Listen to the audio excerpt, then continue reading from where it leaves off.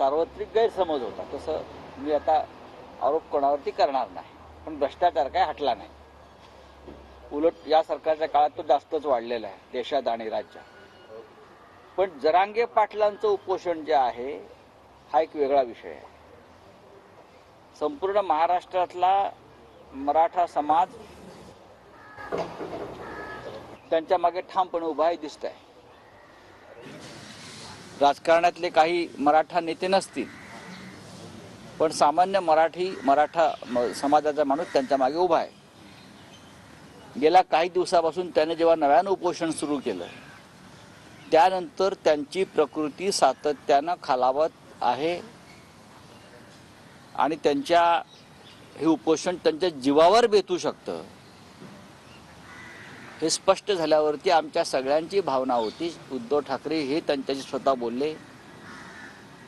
श्रीमंत छत्रपती शाहू महाराज तिथे येऊन गेले, त्यांना भेटून गेले आणि सगळ्यांचंच म्हणणं होतं की आपण आपल्या प्रकृतीला आणि जीवाला सांभाळा. परवा सर्वपक्षीय बैठक झाली, त्यातून काही निष्पन्न झालं नाही. आंदोलन वाढत गेलंय, चिघळत गेलं. पेटवापेटवी सुरूच राहिली. आमदार मंत्री यांना गावबंदी कायम राहिली.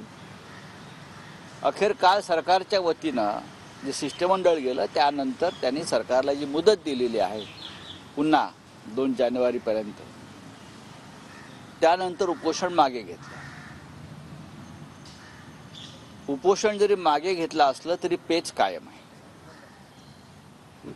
हे कोणी पडद्यामागे राजकारण करते का या सगळ्या आंदोलनाचं? तो एक संशोधनाचा विषय आहे. अजूनही सरकारकडून म्हणजे महाराष्ट्र सरकारकडून कुणबी प्रमाणपत्र देण्याची गोष्ट लावण्यासाठी त्यांना वेळ हवा आहे. पण मराठ्यांना आरक्षण देण्यासाठी म्हणून जी घटना दुरुस्ती करणं गरजेचं आहे त्यासाठी लोकसभेचं अधिवेशन बोलवून त्यात हा घटना दुरुस्तीचा प्रस्ताव ठेवावा लागेल आणि त्यासाठी भारतीय जनता पक्षाच्याच नेत्यांना पुढाकार घ्यावा लागेल. कारण मोदी हे प्रधानमंत्री आहेत, अमित शहा गृहमंत्री आहेत. याविषयी एकही भाजपचा नेता आणि महाराष्ट्राचे मुख्यमंत्री का बोलत नाहीत हा आमचा प्रश्न. विशेष अधिवेशनामध्ये किंवा डिसेंबरला सुरू होणाऱ्या हिवाळी अधिवेशनामध्ये या संदर्भातला एखादा प्रस्ताव मोदींचं सरकार आणणार आहे का, ह्याच्यावरती या महाराष्ट्राला आणि महाराष्ट्रातल्या सकल मराठा समाजाला उत्तर मिळायला हवं आहे. या भाजपचे काही छोटे मोठे टिल्ले पोपटलाल बोलत या विषयावरती बोलतात. जरांगे पाटलांचे प्राण जावेत अशी त्यांची भूमिका होती.